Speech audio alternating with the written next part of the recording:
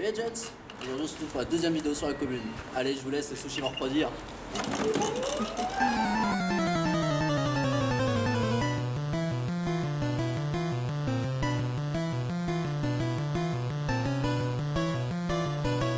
Grâce à l'exemple de la commune, on va parler d'historiographie, c'est-à-dire l'étude des mécanismes de construction de l'histoire, ses méthodes. Alors c'est un sujet assez complexe et j'ai pas la prétention de pouvoir le traiter entièrement aujourd'hui. Néanmoins, j'ai envie de vous donner quelques pistes de réflexion, quelques exemples qui permettent de voir que l'histoire est une discipline complexe, bien loin de le simple apprentissage de dates.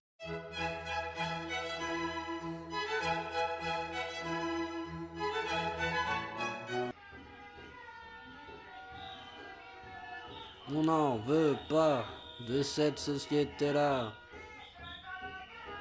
C'est ce qu'on appelle avoir de la veine. Déjà, comment travaille un historien? Comment il produit de l'histoire? L'historien travaille sur des sources, des documents qui lui permettent d'analyser le passé. Une source est un document produit à une époque donnée. Un texte du XVe siècle traitant de l'Antiquité n'est pas une source pour l'Antiquité. C'est une source du XVe siècle. Les sources, elles peuvent être très variées. Ça peut être des sources archéologiques, comme de la vaisselle, des tombes, des sources écrites, des documents administratifs, des édits, des journaux, des sources iconographiques, des peintures, des illuminures, des gravures. Et on a également les sources orales, c'est le témoignage de quelqu'un qui a vécu l'événement. Grâce aux sources qu'il étudie, l'historien essaye de reconstituer le passé, mais il peut être confronté à différents problèmes. Déjà, le nombre de sources qui se raréfie avec le temps. Ensuite, la véracité des sources. Ce n'est pas parce qu'un document a été écrit et qu'il a traversé l'histoire qu'il est forcément véridique, que ce qui est écrit dessus est vrai.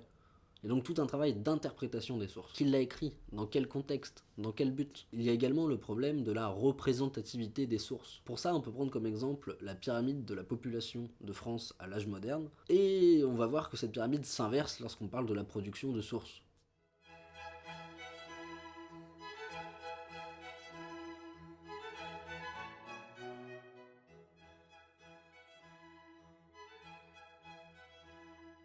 Et enfin, un exemple qui va aujourd'hui particulièrement nous intéresser, c'est celui de la subjectivité et des conflits idéologiques liés aux sources. Et enfin, l'histoire est une interprétation, un découpage du temps qui est forcément biaisé par des formes de lecture contemporaines. Comment peut-on comprendre le point de vue d'un paysan au XIIIe siècle ou d'un Inca lors de la colonisation de l'Amérique? On ne sait pas. Mais par un travail rigoureux, on peut tenter de se le représenter. En fait, c'est ça l'histoire, c'est des thèses, c'est des analyses des possibilités. Les travaux peuvent être remis en question par une thèse plus récente, pour autant ça ne veut pas dire que le premier historien a forcément été malhonnête. Mais de nouvelles sources découvertes par un autre historien peuvent tout chambouler. Et puis l'histoire, elle est politique. Comme tout est politique, de toute façon, c'est pas très étonnant. L'histoire, on peut l'utiliser pour légitimer, pour critiquer. C'est un objet de pouvoir. Écrire l'histoire, c'est choisir un point de vue. Alors il y a cette phrase très connue qui est « les vainqueurs écrivent l'histoire ». Non. Mais par contre, les vainqueurs peuvent tenter d'imposer leur vision de l'histoire avec un point de vue dominant. Ça carrément. Mais grâce à l'exemple de la commune, on va voir que c'est bien plus complexe que ça. Aujourd'hui, c'est une brève introduction à l'écriture de l'histoire, mais moi je travaille sur la période contemporaine. En fonction des périodes, des zones géographiques qu'on étudie, c'est pas forcément le même traité. Ici, l'intérêt c'est juste d'y réfléchir ensemble, de vous montrer une façon d'écrire l'histoire. C'est loin d'être la façon d'écrire l'histoire, puisqu'encore une fois, l'histoire est une discipline riche et complexe, et que donc il y a plein de manières de l'écrire. Ici, on va prendre l'exemple de la commune pour l'écriture de l'histoire, mais ça pourrait être totalement différent avec une autre période, une autre échelle, un autre lieu. Ça qui est incroyable avec l'histoire, c'est qu'il y a plein de façons de travailler, plein de sujets à étudier de manière très complète et très diverse, et ça, genre, c'est hyper riche et c'est hyper beau. Et donc la commune, elle se termine au mois de mai 1871. Pour ce qui est de l'événement en lui-même, je vous invite à aller voir la première vidéo que j'ai postée sur ma chaîne, qui traite uniquement de la commune de Paris.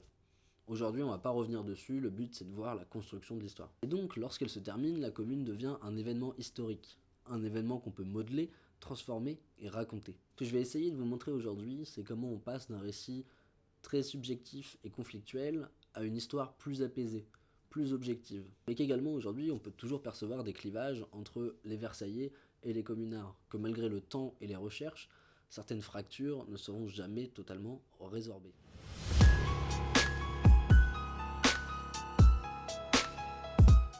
On va commencer par une petite définition de l'historien Hubert Fournier. Et non, raté, c'était Éric Fournier qui va nous aider pour cette partie. Cette définition va nous permettre de voir la différence entre l'histoire et la mémoire. L'histoire est une science humaine et sociale œuvrant à une lecture la plus complète, objective et impartiale possible du passé.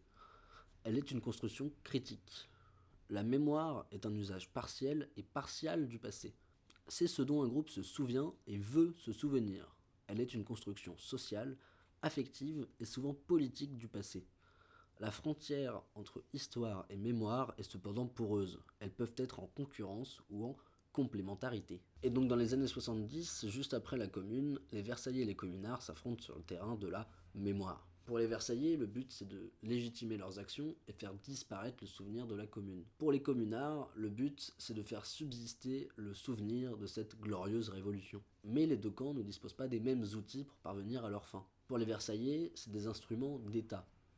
La censure, une production écrite très large, et la construction de monuments à des lieux stratégiques, tels que le Sacré-Cœur sur la butte Montmartre. Les Versaillais présentent la semaine sanglante, donc le massacre des communards lors de la dernière semaine de la Commune, on estime toujours entre 5 000 et 25 000 morts, comme une lutte de la civilisation contre la barbarie. Il fallait rétablir l'ordre pour sauver Paris de l'anarchie, des rouges, des partageux. Alors que pour les communards, la mémoire, elle se diffuse de façon clandestine. Ça va être des graffitis, ça va être des chansons comme l'Internationale ou le Temps des cerises, ça va être des tableaux comme le Triomphe de l'ordre de Ernest Picciot.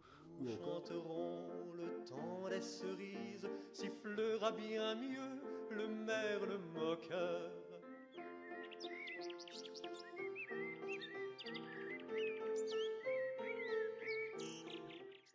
Mais également une production écrite pour les communards, avec le récit de Lissa Garé, qui va être le récit fondateur de la mémoire communarde. Car si longtemps l'écrit était le monopole des classes dominantes, depuis l'arrivée de l'imprimerie, ça s'est un peu équilibré. L'écrit est accessible à un plus grand nombre et plus difficile à encadrer. On a également les exilés dans les autres pays, tels que la Suisse ou l'Angleterre, qui vont pouvoir partager les idées de la commune, discuter des erreurs, des bienfaits de cette révolution, etc., etc. On peut également noter un fort intérêt des auteurs de gauche de l'époque pour la révolution de 1871. Car la Commune est un exemple concret des théories sur la lutte des classes et la révolution du prolétariat. Karl Marx dira que la plus grande réussite de la Commune, c'est son existence même. C'est-à-dire que la Commune a créé une forme de liberté, un réseau de solidarité, que la défaite de 1871 permettra peut-être la victoire de futures révolutions. Donc là, vous voyez bien qu'au début, on est vraiment sur deux récits que tout oppose. Mais à partir de 1880, il y a un changement.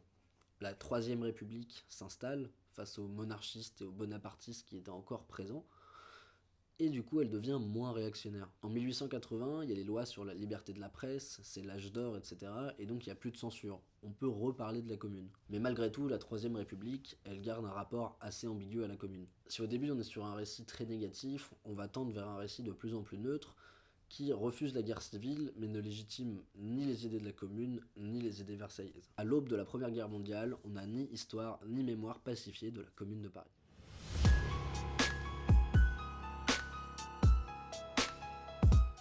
Là, on va rentrer dans un exemple extrêmement intéressant du mélange entre histoire et politique. L'événement qui va marquer une rupture pour l'histoire et la mémoire de la Commune, c'est la Révolution russe de 1917. Les communistes vont utiliser le souvenir de la Commune comme une référence. La Commune de Paris serait l'aurore de la Révolution mère, la Révolution de 1917, et de toutes les révolutions à venir dans le monde. On raconte même que Lénine, au 73e jour de la Révolution russe, donc un jour de plus que la durée totale de la Commune de Paris, aurait dansé sous la neige. Et tout ça, ça fait que l'histoire de la Commune devient particulière, parce qu'elle est désormais liée à une propagande, à un mythe. Elle est désormais indissociable de l'histoire de la Révolution russe. Et qui dit mythe, dit problème, car cela remet en cause la vision de l'histoire qui tendrait à être le plus objectif possible. Il devient extrêmement compliqué de critiquer la version officielle, quitte à être taxé de contre-révolutionnaire, de versaillais, de réactionnaire, de fasciste. La création du mythe de la Commune, c'est un vrai frein pour la recherche scientifique. Mais pourquoi cette filiation entre la Commune et la Révolution russe ? C'est une interprétation des réflexions de Karl Marx. Si la Commune est le premier exemple historique du gouvernement de la classe ouvrière par elle-même, alors la Révolution russe est une version plus aboutie. Pour Lénine, la Commune est une référence mais pas un modèle. Il s'en sert justement pour dire que la Révolution russe a tiré des leçons des erreurs de la Commune et donc une meilleure version. Et une des principales différences, c'est que le gouvernement de la Révolution russe, c'est un parti fort. Ce n'est plus le gouvernement au peuple, il faut un leader qui permet de prendre des décisions. Malheureusement, on sait où ces idéaux de leader fort ont mené. Toi tu vis, toi tu vis, toi tu vis, toi tu crèves. Hé, qu'est-il arrivé à notre justice savamment rendue par un conseil présidé par nos très sages anciens? Je les ai tous fusillés. Ah, Et l'affiliation entre la commune et le bolchevisme russe, elle permet deux choses. D'une part, rattacher le communisme russe au socialisme européen, et d'autre part, créer un souvenir martyr en utilisant le souvenir de la semaine sanglante pour légitimer la propre terreur que les Russes mettent en place.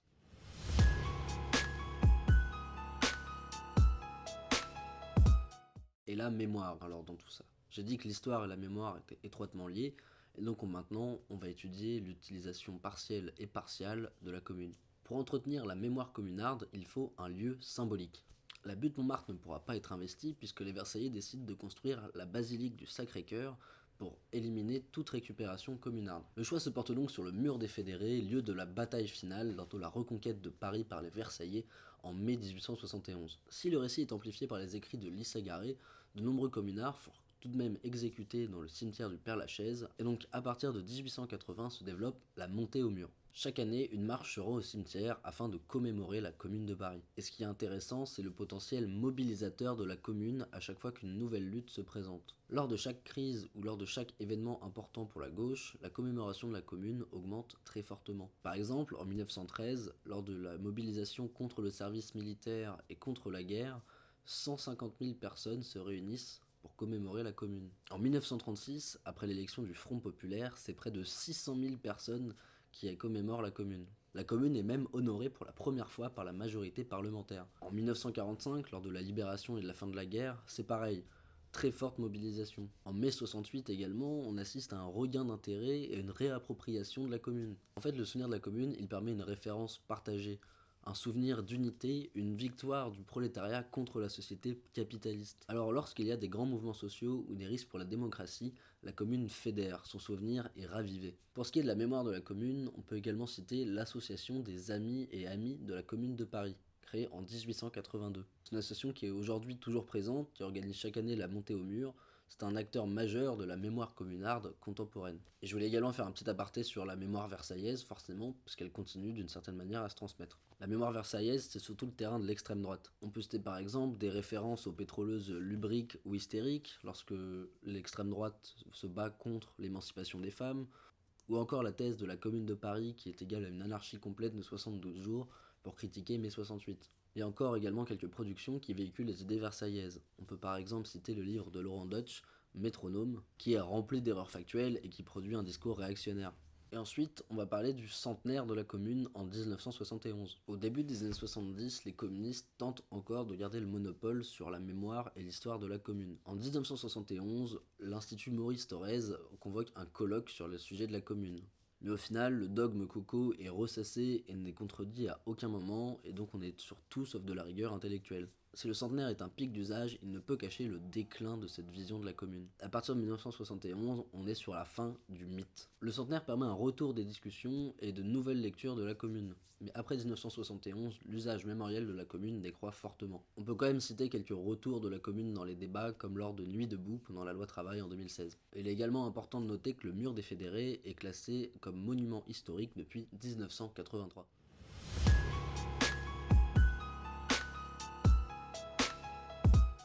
À partir de 1971, on a un renouveau historiographique sur la Commune. C'est-à-dire que de nouveaux travaux vont sortir, des travaux qui vont nous faire sortir du mythe. Les acteurs de la Commune sont décédés, le temps est passé, et donc l'objectivité devient plus facile. Le temps permet d'apaiser certaines tensions, en particulier le souvenir martyr de la Commune. J'ai ni le temps ni les moyens de présenter l'ensemble des travaux qui ont été faits sur la Commune, mais on va analyser quand même le travail de quelques auteurs. Et moi, au final, c'est ces travaux-là qui m'ont permis de faire ma première vidéo sur la Commune. C'est ce qui fait de moi que je ne suis pas un historien, mais que j'utilise seulement les travaux des historiens afin de vulgariser.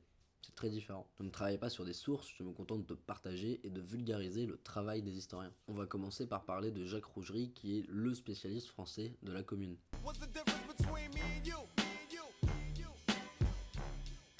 Rougerie, ce qui est très novateur dans ses travaux, c'est qu'il va mettre en avant la complexité et le côté imprévu de l'événement. La Commune de Paris serait plutôt le crépuscule que l'aurore. C'est-à-dire que la Commune marque la fin d'un siècle de révolution en France et non pas le début d'un siècle de révolution à venir. Il met en valeur le fait que l'histoire n'est pas un fil continu. Cela permet une construction historique à l'image de la vie, imprévisible, et permet de sortir du mythe. Rougerie invalide totalement la représentation communiste de la Commune. Si au début c'est très compliqué car l'histoire est un milieu assez marxiste, au final ces travaux vont avoir une importance hyper importante sur l'histoire de la commune. Ensuite, on va parler de Edith Thomas. Historienne, ancienne résistante, a énormément travaillé sur le rôle et la place des femmes dans les luttes à l'époque contemporaine. Ses travaux sont une référence et son livre Les pétroleuses sur la commune de Paris est à ma connaissance le livre le plus poussé sur le rôle et la place des femmes lors de la commune. Et enfin on va parler de l'historien anglais Robert Tombs. En fait ce qui va nous intéresser dans ces travaux, qui sont assez récents, c'est la remise en question du nombre de victimes lors de la semaine sanglante. Lui, il a fait ses recherches et il estime qu'il y a entre 5400 et 7300 personnes qui sont mortes lors de cette semaine, alors que les estimations habituelles tournent plus autour de 20 000, 30 000. Ce qui est hyper intéressant, c'est qu'en fait ces recherches, elles auraient été impossibles à publier au XXe siècle. Au XXe siècle, lorsque la commune est dominée par le mythe communiste, d'évaluer le nombre de morts de la semaine sanglante, c'est être un gros facho, un réactionnaire, un versaillais. Et tout cela, c'est témoin de l'apaisement autour du sujet que le temps permet. Car le fait de réviser le nombre de morts de la semaine sanglante ne le dévalue pas. Ça reste quand même un énorme massacre. Ce que je disais au début de la vidéo, des travaux plus récents peuvent apporter une nouvelle vision d'un événement.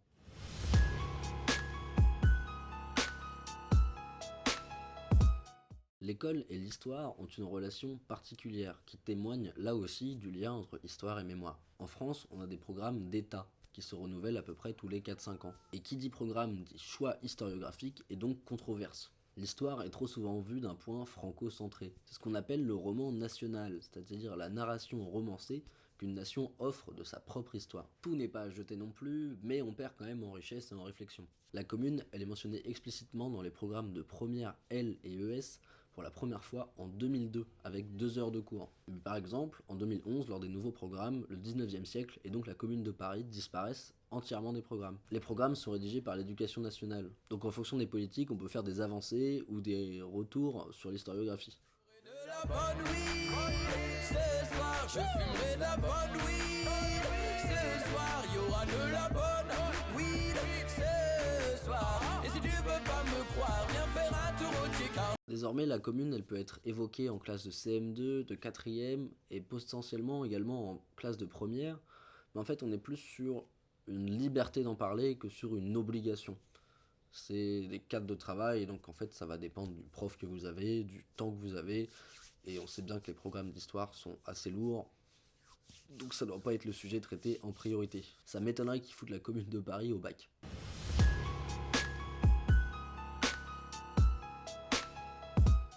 En 2021, c'était les 150 ans de la commune de Paris. Cela a permis diverses commémorations et manifestations, surtout à Paris. Mais également une production audiovisuelle et médiatique diverse, avec des documentaires, des articles, des vidéos de vulgarisation.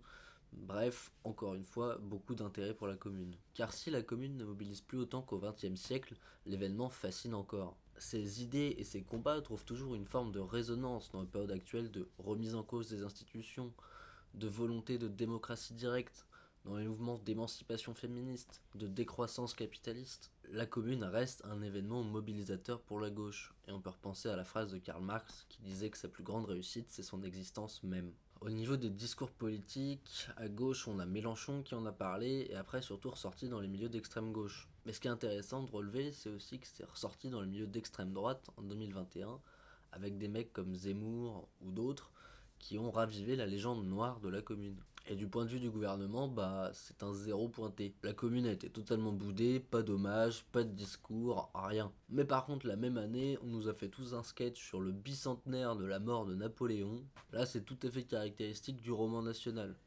C'est-à-dire qu'on glorifie un personnage qui représenterait les heures glorieuses de la France, Napoléon, alors que le mec est juste un dictateur mégalomane qui a causé des centaines de milliers de morts pour ses envies de conquête. Mais bon, est-ce que Macron et le reste des classes dominantes ont envie de partager au goût du jour un événement comme la commune, où le peuple s'est organisé sans l'État tout seul? Visiblement non. Et je vais désormais conclure cette vidéo sur les mécanismes de fabrication de l'histoire. L'histoire politique sera toujours l'objet de clivages. On peut le voir avec l'exemple de la double manifestation qui a été organisée en mai 2021 pour commémorer d'un côté les morts de la commune et de l'autre les otages exécutés.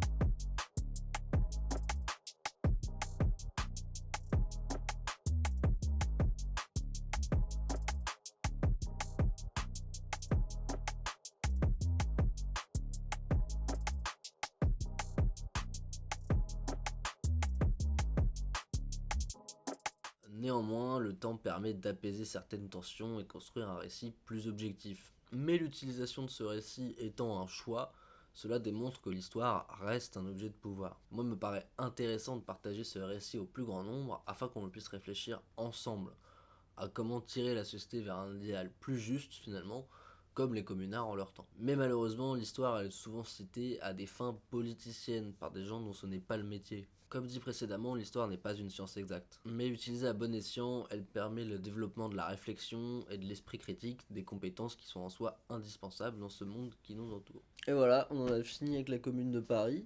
J'espère que cette vidéo vous aura plu, elle m'a demandé pas mal de travail, donc si jamais vous voulez la partager, c'est chouette. N'hésitez pas à m'envoyer vos retours, comme d'hab. Pour la suite sur la chaîne, je vous prépare une petite série sur les acquis sociaux. Je me suis dit que c'était plutôt à la mode en ce moment, entre les réformes de l'assurance chômage ou des retraites. J'avais des petits trucs à apprendre, ça peut être pas mal. La bise, à bientôt les Jones. Quand les grands du pouvoir seront partis résignés, il continuera de pleuvoir des fleurs de cerisier. Dans le miroir on peut voir la peur des suppliciés. Il continuera de pleuvoir des fleurs de cerisier. Quand le printemps se meurt de ce phare rougissant, c'est juste le temps qui pleure quelques larmes de sang. Dans ces heures un peu noires, petit cœur terrifié, il continuera de pleuvoir des fleurs de cerisier.